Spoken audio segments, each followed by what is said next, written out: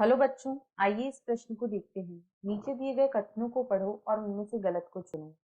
ए, nitrogen युक्त क्षार pentose शर्करा से एक एन ग्लाइकोसाइडिक लिंकेज के माध्यम से जुड़े रहते हैं। बी, फॉस्फेट समूह एक न्यूक्लियोसाइड के 5 प्राइम OH से फॉस्फोडाइएस्टर लिंकेज के माध्यम से जुड़ा होता है। सी, दो न्यूक्लियोसाइड्स 3 प्राइम से 5 प्राइम एन ग्लाइकोसिडिक लिंकेज के माध्यम से जुड़े होते हैं। डी, ऋणावेशित डीएनए धनावेशित हिस्टोन अष्टक के चारों और न्यूक्लियोसोम बनाते हुए लिपटा होता है। ई, क्रोमेटिन जो कि अत्यधिक घने रूप से पैक होता है तथा गहरा अभिरंजित होता है, यू क्रोमेटिन कहलाता है। विकल्प ए बी व सी, विकल्प बी केवल डी, विकल्प सी एवं ई या विकल्प डी केवल ए।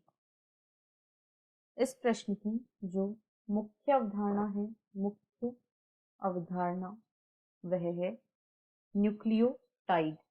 न्यूक्लियोटाइड, यहाँ हम देखेंगे कि न्यूक्लियोटाइड क्या होता है, न्यूक्लियोटाइड क्या होता है एवं इसकी संरचना किस प्रकार होती है।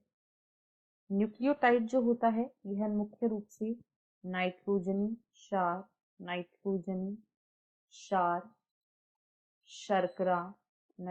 क्षार शर्करा व फॉस्फेट से मिलकर बने होते हैं। फॉस्फेट से मिलकर बनता है। जब नाइट्रोजनी क्षार और शर्करा जुड़ते हैं तो न्यूक्लियोसाइड का निर्माण होता है और जब इनसे फॉस्फेट जुड़ जाता है तब न्यूक्लियोटाइड का निर्माण होता है।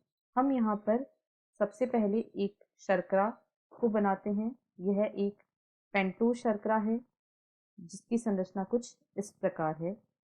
यहाँ पर हम इसे प्रथम, यह इसका पहला कार्बन है, यह इसका दूसरा कार्बन है, यह इसका तीसरा कार्बन है, यह इसका चौथा कार्बन है तथा यहाँ पर इस प्रकार से यहाँ पर पांचवा कार्बन पाया जाता है जिससे फॉस्फेट समूह जुड़ा रहता है कुछ इस तरीके से POOH तथा यहाँ पर एक OH।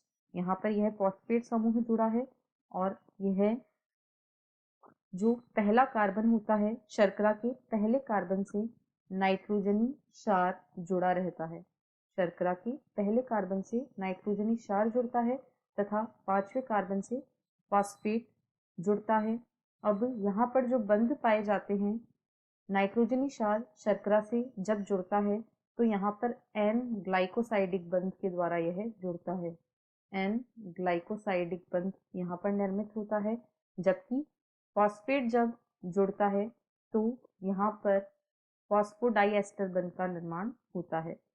फॉस्फोडाइएस्टर बंध का निर्माण यहाँ पर होता है।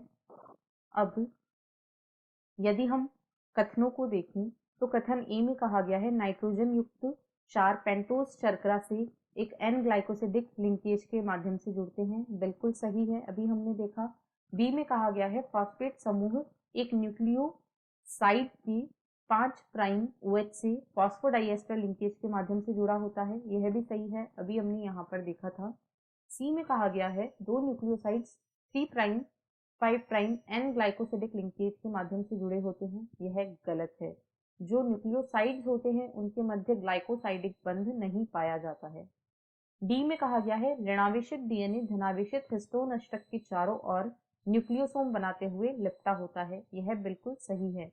जो डीएनए होता है यह ऋणात्मक रूप से आवेशित होता है क्योंकि इस पर फॉस्फेट इसमें पाया जाता है, जबकि जो हिस्टोन होती है यह एक धनात्मक आवेशित प्रोटीन होती है। इस प्रकार यह एक अच्छी तरीके से पैकिंग को सुनिश्चित करता है। जो डीएनए होता है वह हिस्टोन के चारों तरफ बन जाता है और इस प्रकार से एक छोटे से स्थान में यह आसानी से पैक हो जाता है, यानी यह भी सही है। ई में कहा गया है क्रोमेटिन जो अत्यधिक घने रूप से पैक होता है तथा गहरा होता है वह यू क्रोमेटिन कहलाता है। क्रोमेटिन दो प्रकार का होता है। यू क्रोमेटिन जो होता है, यू क्रोमेटिन यह हल्का अभिरंजित होता है तथा हेट्रोक्रोमेटिन जो होता है वह गहरा अभिरंजित होता है। तो यहाँ पर दिया गया है यू क्रोमेटिन गहरा अभिरंजित होता है और घने रूप से पैक होता है, यह गलत है। यह हेट्रोक्रोमेटिन के लिए सही है, यानी सी तथा ई गलत है और ए, बी व डी सही हैं। इसलिए विकल्प सी इस प्रश्न का सही उत्तर है। आशा है आपको प्रश्न समझ आया होगा। धन्यवाद।